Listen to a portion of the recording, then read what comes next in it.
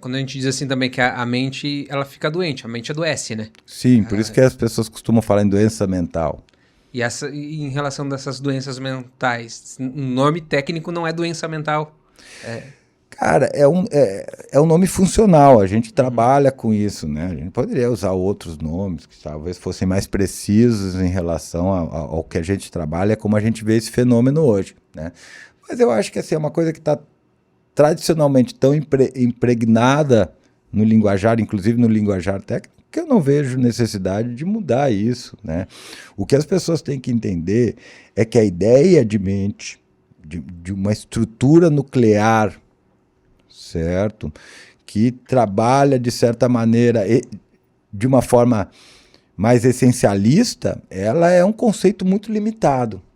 Ela não permite com que a gente avance o conhecimento sobre como que as pessoas, de certa forma, constroem a sua realidade, né? E isso para nós é bastante relevante, né? Porque senão a gente acaba, de certa forma, criando uma série de procedimentos que não tem base em evidências ou mesmo em estudos cuidadosos, em revisões, em uma possibilidade de construção de um conhecimento que é, de certa maneira, contínuo, né? Então, o que a gente assume hoje é que a gente tem conceitos melhores, tem modelos melhores para estudar o comportamento humano, para estudar nossa tomada de decisão, para estudar nossa percepção da realidade, a nossa percepção de nós mesmos, que não passam necessariamente por esses conhecimentos ou por esses conceitos,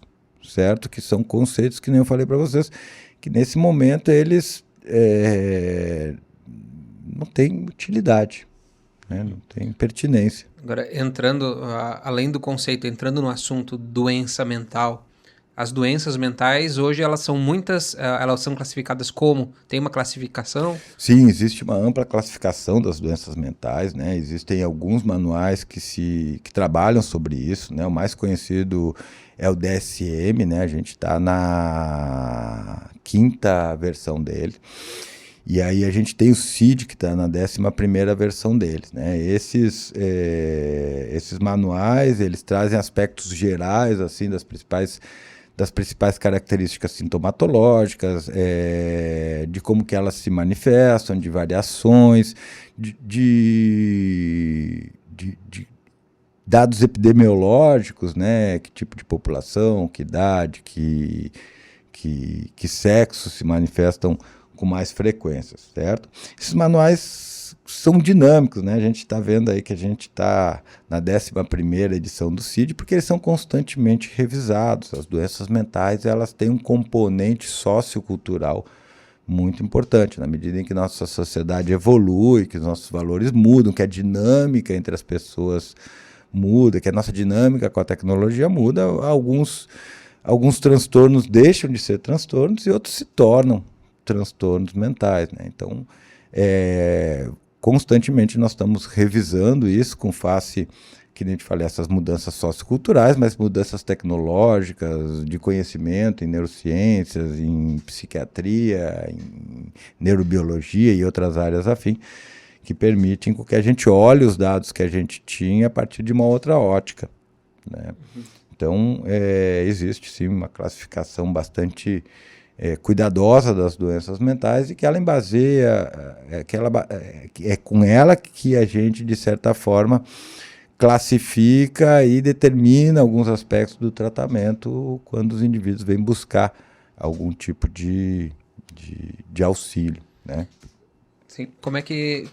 eu não sei a quantidade, eu não sei se dá para falar todas, mas quais que seriam as classificações, assim? Seriam, por exemplo, transtorno...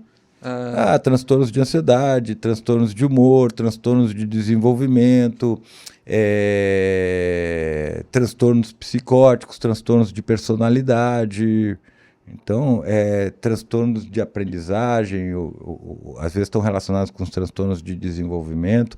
Varia um pouquinho de cada um dos manuais, mas no geral seriam esses grupos de transtornos. E além dos transtornos, tem outras classificações?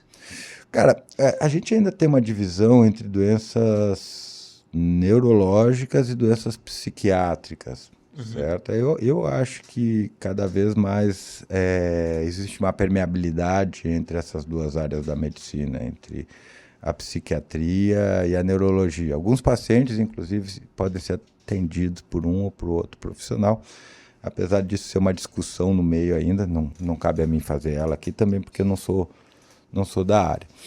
Mas aí quando a gente vai para a neurologia, a gente tem uma série de outros quadros também aí que afetam o nosso comportamento, que afetam profundamente o nosso comportamento, né? Daí os quadros neurológicos, geralmente, eles têm algum tipo de alteração morfológica ou estrutural ou mesmo química, genética, bem clara e identificável no sistema nervoso como consequência daqueles comportamentos. Mas que nem eu falei, a membrana aí que separa, aí os colegas psiquiatras e neurologistas talvez possam falar melhor disso, mas eu acho que essa membrana que separa essas duas áreas cada vez está mais tênue, ou pelo menos tem uma faixa de fenômenos que acaba sendo abordado, abrangendo as duas especializações, né?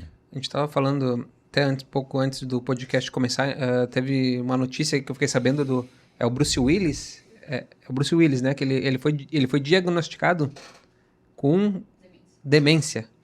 Isso, demência frontotemporal progressiva, né? Ele vinha com um diagnóstico anterior de afasia progressiva e daí passou para esse diagnóstico de demência frontotemporal, né? A demência frontotemporal não é uma demência muito, muito comum e ela, em geral, ela acomete os pacientes um pouco antes da demência de Alzheimer, que é o quadro demencial mais comum, né? Mas essa demência ela se caracteriza principalmente, além das alterações de memória, né, por alterações principalmente na fala e nas funções executivas, né? Ela tecnicamente, a gente costuma separar de uma maneira geral as demências em demências corticais e subcorticais, certo? Como, por exemplo, quadros de Parkinson pode evoluir para quadros demenciais, né? Então, você pode ter a demência de Parkinson, que é uma demência subcortical, né? Parkinson, então, é uma demência, né? Ela pode evoluir para um quadro demencial. Ela começa com um quadro motor, mas pode evoluir para um quadro demencial, né? Então, tem a doença de Parkinson e a demência de Parkinson. Paralisia supranuclear progressiva, que às vezes é confundida com doença de Parkinson, também é um quadro de demencial subcortical, né? A demência de Alzheimer é uma demência cortical, a demência frontotemporal é uma demência cortical também. Aí a gente tem um monte de tipo de demência que a gente não conhece, né? Demência de corpúsculos de Pick, enfim. A maior parte da população não conhece, mas que são efetivamente diferentes da demência de Alzheimer, que é a demência mais popular, né? Agora, o diagnóstico de demência é um diagnóstico muito difícil. É muito difícil você ter certeza que aquilo que você está vendo é uma demência de Alzheimer, porque a gente depende de confirmar algumas alterações anátomo-histológicas, né? De alguns corpúsculos, de algumas alterações diretas nas células do tecido. Então, o que acontece é que a gente trata mais ou menos todas as demências como demências de Alzheimer, mas ali pode ter um ou outro quadro que não é necessariamente demência de Alzheimer.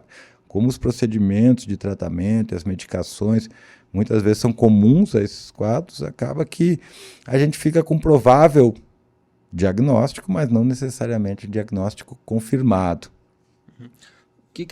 Mas o que acontece no cérebro, por exemplo, vamos dar um exemplo aqui do Parkinson, que a pessoa se treme, né?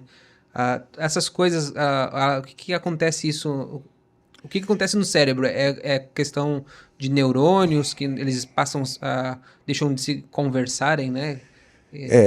No caso do Parkinson especificamente, a gente tem uma alteração numa estrutura que a gente chama de substância nigra, certo? Substância nigra res compacta. Essa substância nigra, ela se comunica a partir de neurônios dopaminérgicos com uma estrutura do estriado dorsal, né? Aliás, com a estrutura que a gente chama de estriado ou estriatum, né? Mas a gente costuma chamar de estriado dorsal porque habitualmente começaram a usar estriado ventral para um outro grupo de estruturas, certo? Em especial, o núcleo caudados, o globo pálido e o putamen, que compõem esse estriado dorsal, né? Essas estruturas, essa comunicação dopaminérgica, ela permite, de certa forma, ela tem um papel inibitório, ela permite, de certa forma, que quando nós vamos iniciar um comportamento motor, a gente destrave esse comportamento ou iniba alguns aspectos que seriam os tremores, né? A gente costuma chamar essas vias de vias motoras extrapiramidais, porque elas não participam do controle voluntário, do planejamento e da mensagem que a gente manda para o músculo, mas elas participam regulando esse movimento e tornando ele mais fluido e a iniciação dele mais fácil, certo? Então, de certa maneira, existe uma alteração nesse grupo de neurônios que produz dopaminas e que começa a diminuir a oferta de dopamina para os gânglios basais, né? E essa diminuição de dopamina nessas estruturas promove todos aqueles padrões de comportamentos motores, certo?